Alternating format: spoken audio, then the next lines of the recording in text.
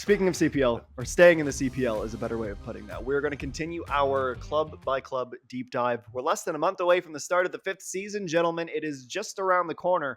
And today we are talking about that team. And I just say that team that is always so close, is always so talented, but they don't have that playoff trophy yet. They don't have that North Star Shield. And that is Tommy Wheeldon Jr.'s Cavalry FC side. There have been some moves. I mean, everyone but Forge, quite frankly, in the league has made plenty of these moves, and some notable ones. Callum Montgomery headlines the additions to this team. Jesse Daly, the Australian, comes in. That's going to be big for the Cavs as well. Yudoka Chima. Shamit Shome from FC Edmonton comes to the other club in Alberta, and Ethan Beckford as well. There are some notable admissions. David Norman Jr. didn't even crack this list. Mason Trafford, Bradley Vliet, Karifa Yao. We saw him last night with the Caps. Elijah Adekubi to York United. Elliot Simmons goes to Vancouver. Jody Chiara. Jean-Aniel SC had his loan end and then get loaned out to Atletico Ottawa. And then Anthony Novak goes to Valor. So lots going on in terms of ins and outs from Cavalry. But they just seem like that team, Ollie. It doesn't really matter until they get that North Star Shield, because you're just going to assume they're going to be in contention for it all the way through. Well, that's the thing, right? Like what we just talked about is the league is changing this year.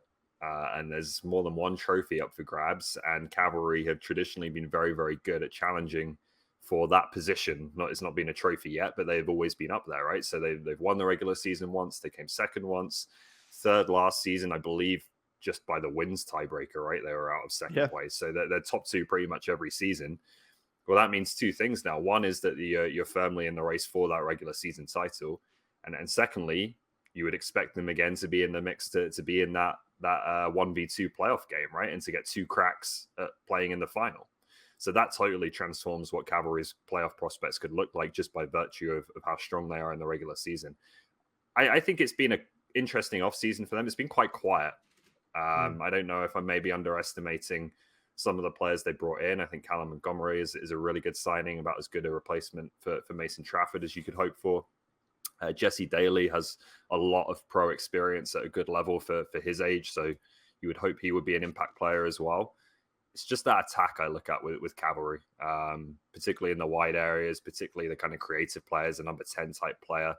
That's always where I'm looking at them and thinking, do they have enough in comparison to some of the other sides in this league? And, enough difference makers come playoff time to decide those tight games. And I think that's still an open question when you compare last season's squad to what they've added so far. Jordan, weigh in for us on Callum Montgomery. How big of an addition is that for them when they lose some pretty comfortable, confident defensive players? I mean, you get Elliot Simmons, who was that number 8, who was doing a job, but not the most glamorous or highlight-filled player, but he always put in a shift. And then, of course, Mason Trafford, who transitions to the front office. It's no secret that Tommy Wheeldon Jr. and Cavalry FC do well with center backs. Okay, like that they saw it last night. They play. You saw it last night, but you just saw it with Zator, like all. I'd go down the list of center backs that Waterman. are staple players, like that. And if you look at Tommy Wheeldon and what he does with his squad, you can see that center backs and a big presence is how he likes to play. Like he wants dominant. He's a Brit. He wants a big boy winning balls, playing forward. Like, you know how it is. Ollie, you know this for sure. We love a big boy who can win balls. Love a big boy, a big lad. Love a big lad. And he's 6'3", 25, good age. But this is a guy who's been drafted in 2019 MLS Super Draft by Dallas. Spent 2 seasons ago with San Diego Loyal in the USL Championship. Had 17 appearances. This is a boy, I've never seen him play, but on paper is Tommy Wheeldon Jr.'s type. Now, the thing is, when you have a player like this, you can't take 15 games to get settled. Like game 2, I'm not saying you have to be the best player on the pitch, but you definitely have to be contributing to a squad, because in this league, I could say this. I know coming from Denmark, I was like, I didn't really know what to expect. But strikers, it's just a physical league. Like every week you're tested, whether that be a speedy small striker or that be a big hold-up striker. Like this league has so much talent and so many players that are ready. So I think this is a perfect test. And then also what you get on the flip side of this, putting in a season or 2 seasons in the CPL, the way that it's growing and the way that you're battle tested, you can make a move for Callum Montgomery at the age of 26 or 27. And I think he's at the perfect place to do that because Calgary have made moves with big center backs. Ollie, let's spare a thought and some time for Shamit Shom, who comes from then the Montreal Impact to his hometown club. Wears the armband. We don't need to go over again what Alan Koch and company went through with FC Edmonton and the club as a whole, but it seems like he never really got the shot with the situation around him to have him reach that level of success that I think many thought he'd attain coming from Major League Soccer. He comes to a team that can be pretty plug and play with a player like Shamit Shom. Do you think we see the real Shamit in 2023?